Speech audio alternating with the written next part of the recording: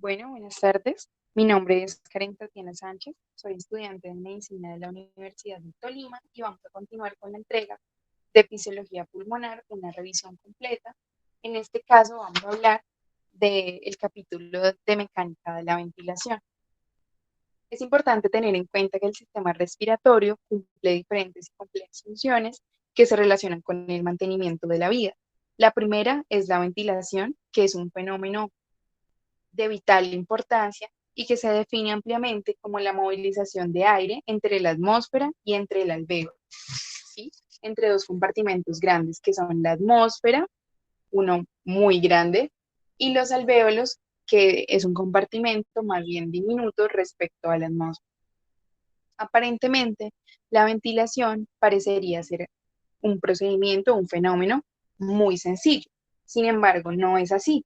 No es así porque eso solo sería si eh, se produjera en entre las dos instancias mencionadas a través de un sistema de conducción que fuera estático. Entonces, que fuera solo de la atmósfera, pasa el aire por un sistema de conducción que sería vía aérea al alvéolo, sin ningún cambio, sin someterse a ninguna fuerza, etcétera, etcétera.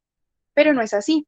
Y esto hace que la ventilación sea un procedimiento más complejo debido a las características tanto físicas como biológicas del tejido pulmonar.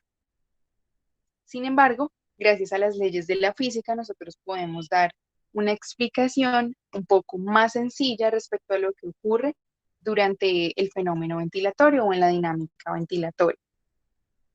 Para nosotros hablar de la ventilación, entonces debemos hablar de un fenómeno muy importante que es el ciclo ventilatorio, que está conformado por dos componentes, la inspiración y la expiración.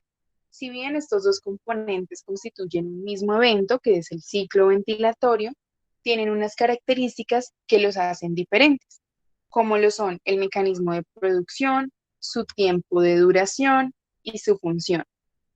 Entonces, el mecanismo de producción es diferente, vamos a hablarlo en cada fase.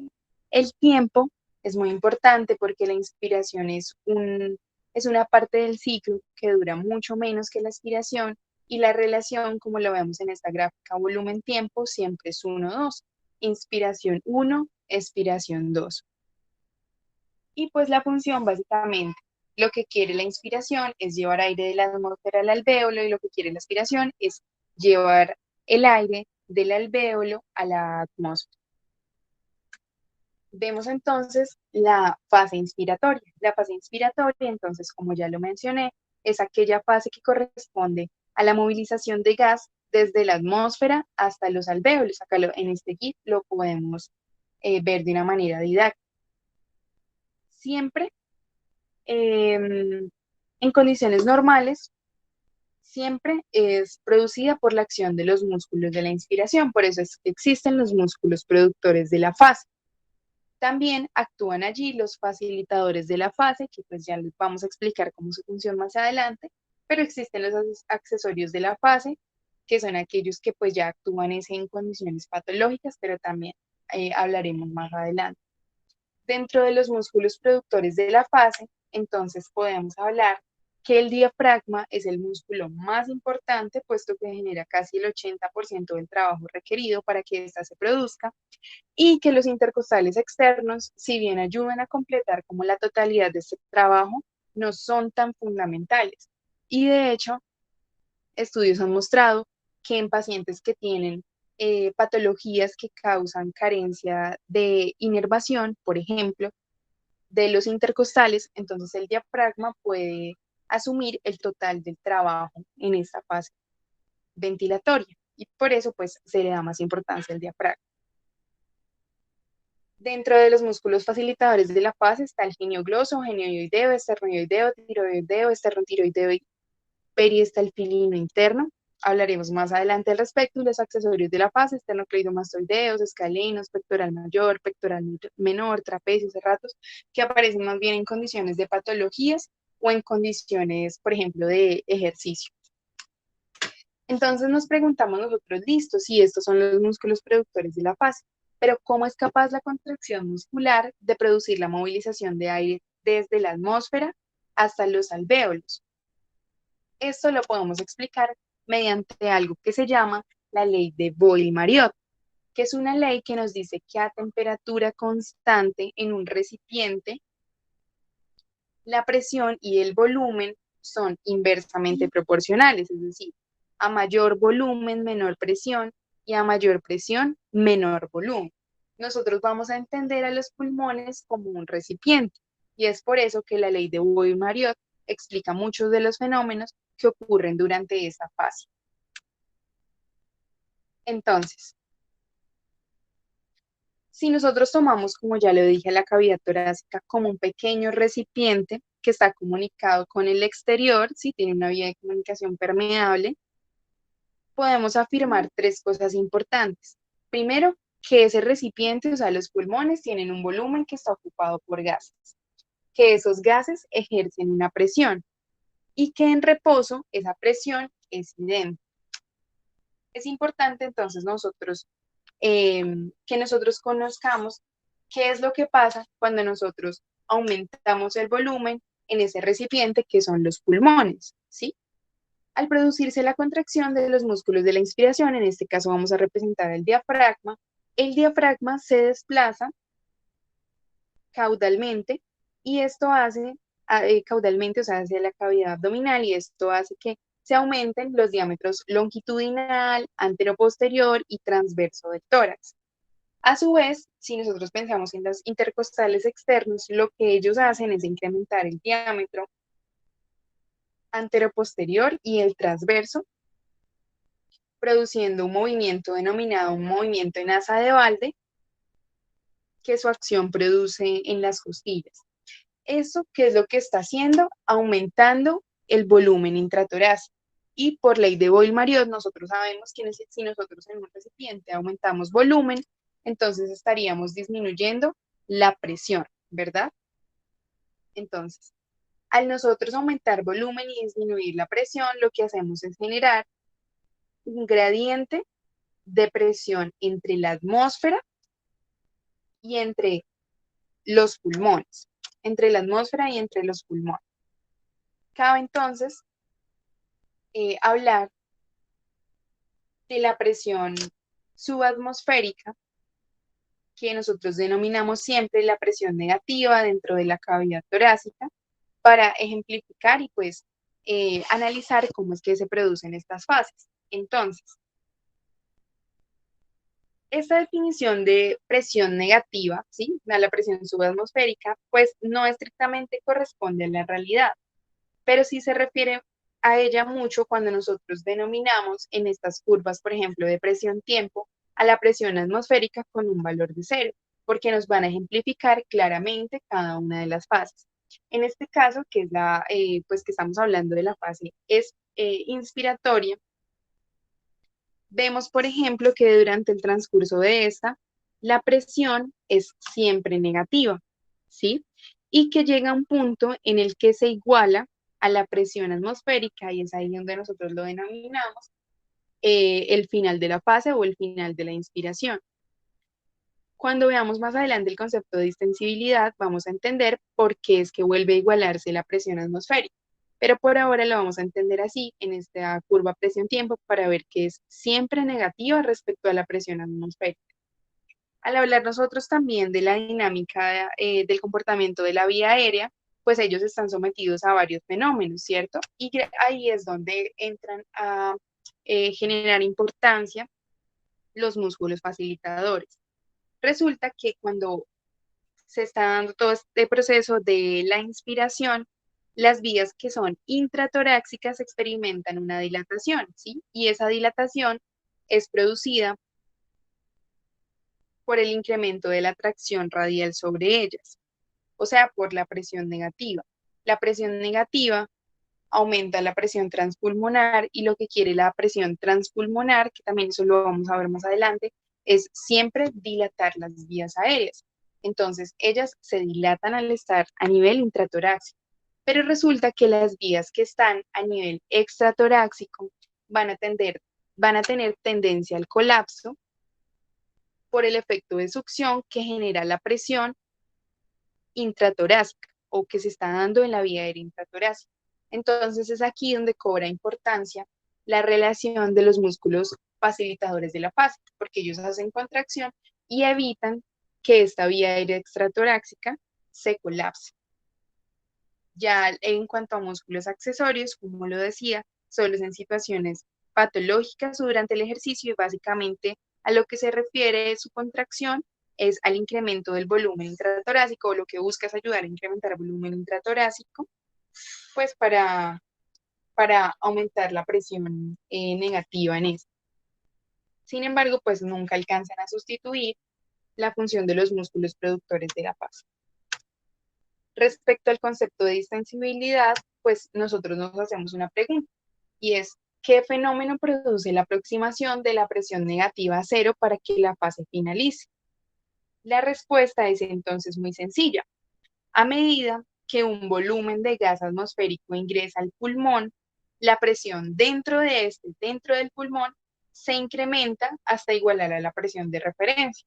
Aquí nosotros diríamos, bueno, pero eso no contradice a la afirmación de la ley de Boyle, que nos dice que volumen y presión son inversamente proporcionales a temperatura constante. La respuesta es no.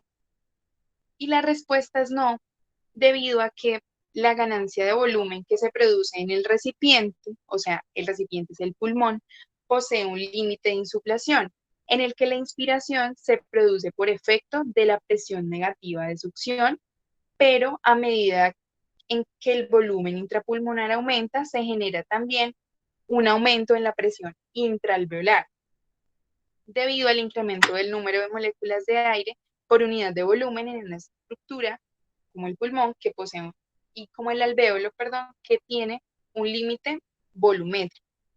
Es decir, que entonces la representación de la distensibilidad, que es delta de volumen sobre delta de presión, básicamente se refiere a que en la medida en que se aplique una presión al pulmón, en la medida en que yo aplique una presión al pulmón, voy a generar un cambio de volumen por cada unidad de presión que estoy aplicando.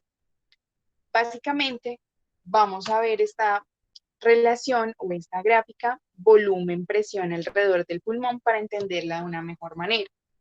Lo que quiere decir es que la ley de Boyle-Mariot pues está correcta respecto a la presión intratorácica, pero presión que es alrededor del pulmón y no dentro del pulmón. Cuando yo estoy llenando el pulmón, los alveolos empiezan a alcanzar en un momento un límite de insuflación y eso hace que a medida que entonces yo quiera como aumentar más el volumen, lo que él haga es aumentar más presión hasta que lo igualo a la presión atmosférica y pues termina en ese momento la fase, aunque dice, bueno, ya acá nos detenemos. Vamos a tener entonces respecto a esta gráfica para una mejor comprensión varios puntos en cuenta. El primero es que a medida, lo podemos ver así, a medida que la presión alrededor del pulmón se hace más negativa, el volumen dentro de él se incrementa. Entonces, por ejemplo, veamos cómo la presión cuando ya es de menos 20 centímetros de agua, la cantidad de litros de volumen que nosotros tenemos, cuando es menos 30 y cuando, obviamente esto es una ejemplificación, digamos, didáctica, ¿no? Pero pues hace referencia a ese punto. El segundo es que al final de la fase inspiratoria, como lo vemos acá, al final de la fase inspiratoria, la presión negativa es máxima, ¿sí? Sin embargo, esa presión negativa se refiere a la presión, como dice acá, que rodea el pulmón, más no la presión intraalveolar, puesto que en este punto la presión intraalveolar es igual, o sea, es equivalente a la presión atmosférica para dar fin a la fase. Por ejemplo, si nosotros pidiéramos a un sujeto que realizara una inspiración máxima y que finalizada esta impidiera la expiración, es decir, sostuviera el aire, nos encontraríamos ante una situación en la que la presión intraalveolar es una presión que es atmosférica, mientras que la presión alrededor del pulmón es una presión que es la máxima negativa expresada, como podemos nosotros verlo acá. Resulta también que esta forma cuando nosotros graficamos volumen versus presión alrededor del pulmón, esta forma que toma la gráfica se llama histéresis pulmonar lo identificamos de esta manera, a la diferencia de los volúmenes en cada fase, a la diferencia de los volúmenes en cada fase para un mismo valor de presión. Entonces, para -10, mira la cantidad de volumen que yo estoy teniendo en inspiración, y mira el que tengo en expiración, y así sucesivamente. Y básicamente esa diferencia de presiones de volumen a una misma presión se debe a la diferencia en las fuerzas productoras de cada fase y a la resistencia pues en la fase inspiratoria. También nosotros vemos en esta gráfica que realmente la gráfica no está partiendo desde un punto cero, sino que empieza desde un volumen, pues acá no lo expresamos, pero desde cierto volumen, o sea que hay cierto volumen que reside allí, que es desde donde nosotros arrancamos. Esto se debe a la existencia del volumen residual, que es un volumen que siempre está contenido en el pulmón, o sea, el pulmón nunca está, digamos, completamente colapsado, completamente sin aire, sino que tiene un volumen residual. Eso lo vamos a ver más a detalle cuando pues analicemos los volúmenes pulmonares, pero después para explicar y para tener en cuenta acá respecto al análisis de la gráfica. Otra cosa que nosotros tenemos que tener en cuenta es que la presión alrededor del pulmón es negativa al inicio de la fase expiratoria, pero termina siendo cero al final de ella, ¿sí? Es negativa al principio de la fase expiratoria, pero termina siendo cero también al final. Respecto a la gráfica y a la curva de la inspiración, vemos nosotros que hay dos puntos de inflexión importantes, un punto de inflexión inferior y un punto de inflexión superior. El punto de inflexión inferior lo que ejemplifica es la resistencia, o sea, como que al inicio de la fase hasta este punto, al inicio de la fase hasta este punto, la apertura alveolar se ha dificultado por la resistencia que tiene el pulmón a la inflación. Después de este punto, ya los alveolos superan un volumen crítico y hacen entonces que la inflación se produzca fácilmente. O sea, determina una zona de máximo reclutamiento alveolar. Y luego llega un punto de inflexión superior, que es aquel después del cual los cambios volumétricos ya no son de gran magnitud, debido a que la mayoría de unidades se encuentran llenas de aire.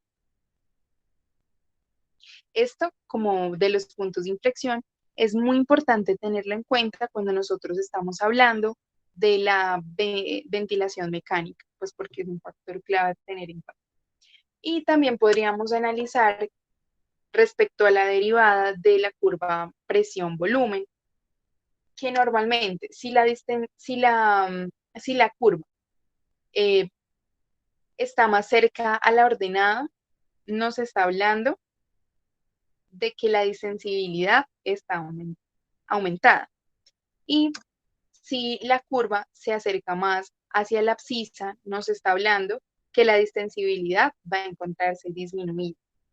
Al hablar también nosotros de distensibilidad, debemos entender que la distensibilidad no solo corresponde o no se refiere exclusivamente a la capacidad del pulmón para modificar su volumen en respuesta a la aplicación de presión a su alrededor, sino que también involucra, por ejemplo, la caja torácica para expandirse durante la fase inspiratoria. Esto hace que entonces nosotros tengamos la necesidad de distinguir los tres tipos de distensibilidad. Nosotros hablamos de una distensibilidad estática cuando hacemos una medición en ausencia de flujo y representaría la distensibilidad del pulmón exclusivamente. Básicamente, se representa mediante la ecuación de volumen corriente expirado sobre la presión de meseta inspiratoria. Si, por ejemplo, tenemos un paciente que está en ventilación mecánica, entonces el denominador lo reemplazaríamos por la PIP. Hablamos de distensibilidad dinámica ya cuando estamos hablando del conjunto tóraco-pulmonar. Entonces, esta sería la capacidad de adaptación tanto del pulmón como de la caja torácica en condiciones dinámicas de movimiento hasta el final de la fase.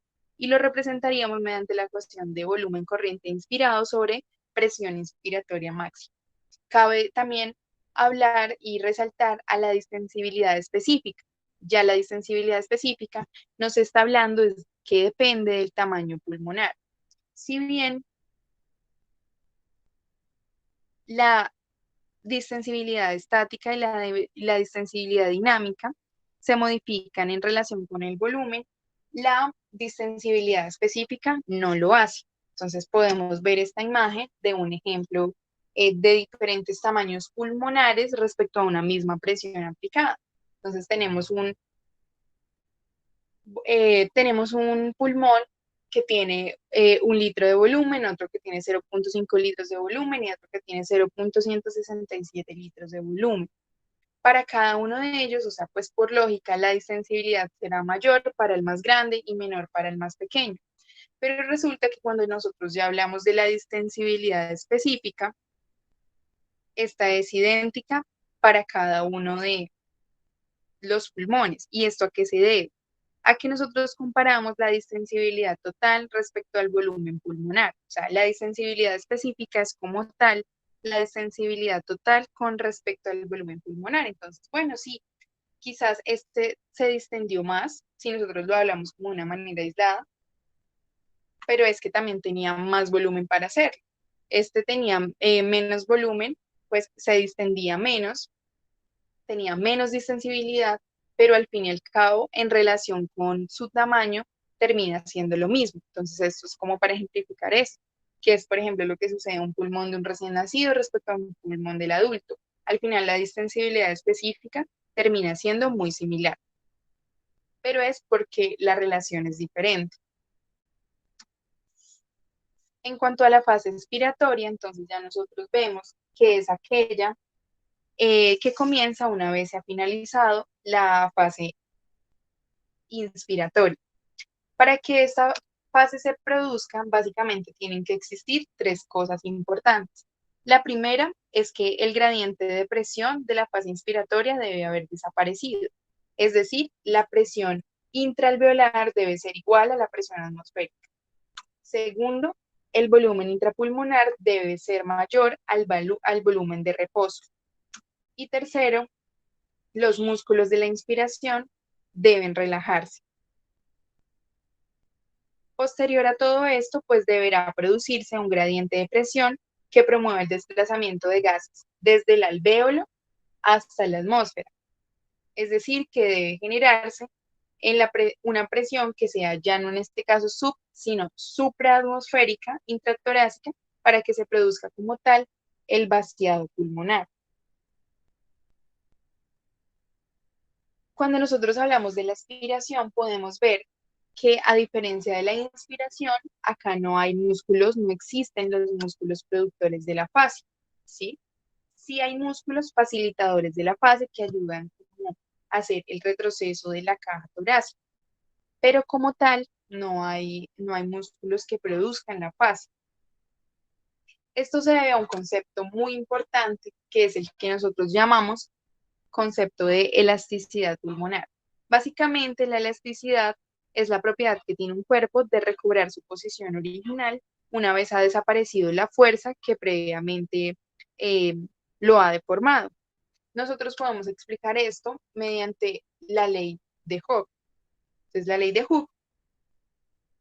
de Hooke señala que cuando un cuerpo es sometido a una unidad de fuerza, se estirará una unidad de longitud. Y por ejemplo, cuando es a 2, entonces se estirará 2 unidades de longitud y así sucesivamente hasta que ella alcanza un límite.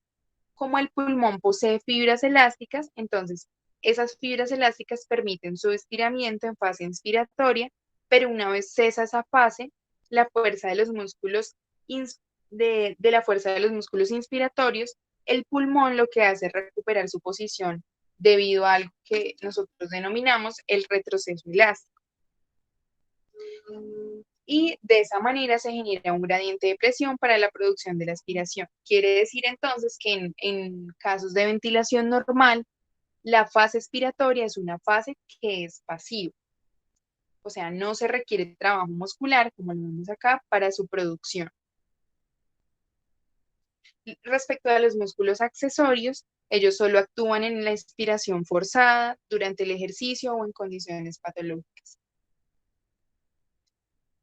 En resumen, tenemos entonces que el retroceso elástico del pulmón lo que genera, el retroceso es el retroceso elástico del pulmón lo que genera el gradiente de presión requerido para la expiración, con ayuda un poco de la tensión superficial, que pues también miraremos más adelante, que es un factor adyuvante para el vaciamiento alveolar, o pues para facilitar el vaciamiento alveolar. Resulta que en la expiración, entonces nosotros encontramos que hay un desplazamiento del diafragma, que se da entonces en este caso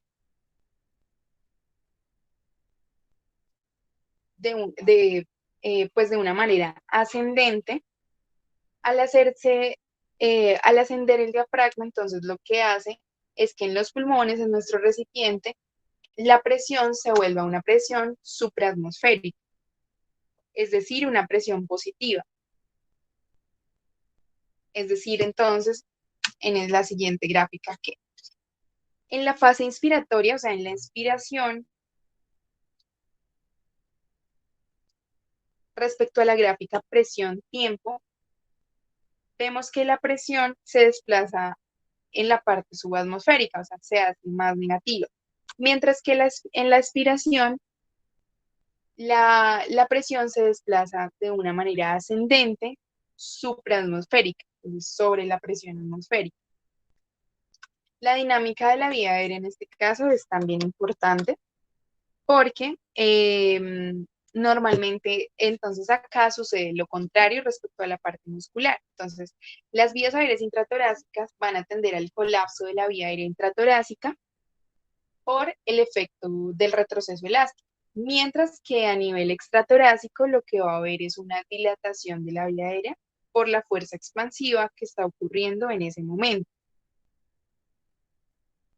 ya que pues es una zona que no va a tener como oposición a la salida del aire. Cuando hablamos también de lo que es la presión intrapleural, entonces hay que recordar que la presión dentro del alvéolo es negativa durante el transcurso de la inspiración y entonces se convierte positiva durante el transcurso de la expiración. También en la cavidad pleural, que la vamos a representar de esta manera, resulta que hay modificaciones de la presión. Y esto se debe a que el espacio está limitado por dos hojas pleurales que se ve sometido a dos fenómenos mecánicos durante el ciclo ventilatorio. Entonces, pues ambas fuerzas son opuestas y hacen que en ese espacio se genere una presión que es también negativa. Es decir, la existencia de dos fuerzas opuestas eh, que mantienen una posición de equilibrio y que generan una presión negativa dentro de la cavidad pleural hace que la presión se incremente, o sea, se haga más negativa durante la inspiración y que retorne a su valor normal, pero que de todas maneras sigue siendo negativo durante la expiración o al final de la expiración. Cuando nosotros analizamos, como por ejemplo en la curva, el espacio que queda entre la presión, entre cada una de las presiones, la presión tanto intraalveolar como la presión intrapleural, vemos que hay un espacio y una diferencia. Esa diferencia entre la presión tanto alveolar como intrapleural se llama presión transpulmonar. Y es importante para saber si las vías aéreas tienden a una fuerza expansiva o a una fuerza de colapso. Está representada entonces pues por la cuestión de presión alveolar menos presión eh, intrapleural. Siempre que la presión transpulmonar, como lo vemos en estos ejemplos, tanto en reposo como en transcurso de inspiración, como al final de la inspiración, siempre que la presión transpulmonar sea positiva, el ciclo ventilatorio, en el ciclo ventilatorio, entonces la fuerza que se va a ejercer sobre las estructuras será una fuerza expansora, ¿sí? Va a tender a expandirla. Mientras que si, esto también sucede para el caso de la fase expiratoria. Pero por el contrario, si por ejemplo nosotros tenemos una expiración forzada, o sea, hacemos que la presión transpulmonar sea negativa, eso hace que la fuerza sea colapsante. ¿Listo? Entonces, en la expiración forzada,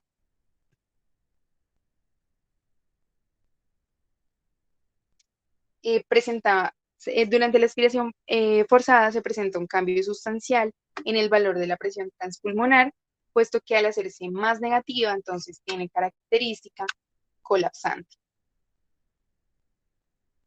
¿Cómo es posible entonces, nos preguntaríamos nosotros, que convirtamos una presión transpulmonar de un valor positivo a uno negativo, si normalmente en el ciclo ventilatorio normal la presión transpulmonar continúa siendo positiva?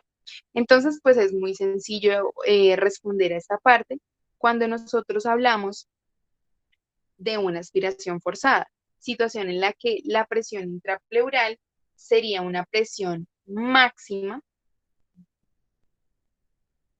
y sería una presión máxima positiva como consecuencia del incremento de todos los valores de presión dentro del tórax por la contracción, por ejemplo, de la musculatura abdominal, ¿sí? Aumentan la presión intratorácica. Y la presión intraalveolar sería cero, pues ya que como se ha finalizado la fase, es decir, como que ya se ha vaciado completamente los, los alvéolos, entonces quedaría con cero. Y al hacer la diferencia entre las dos, o sea, como que aplicar la ecuación, básicamente quedaría de esa manera. Arrojaría un resultado negativo. Muchas gracias, espero que esta parte haya sido útil y les recomiendo a continuación el video de volúmenes, niveles y capacidades pulmonares. Muchas gracias.